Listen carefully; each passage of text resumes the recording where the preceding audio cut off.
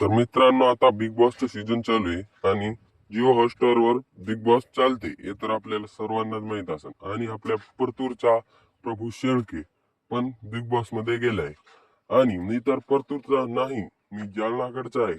पण जे परतूरचे आहात ते तरी त्याला वोट करा. तर बघा वोट कसं करतात.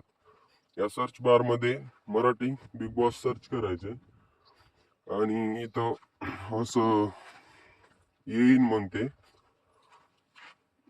ते बघा.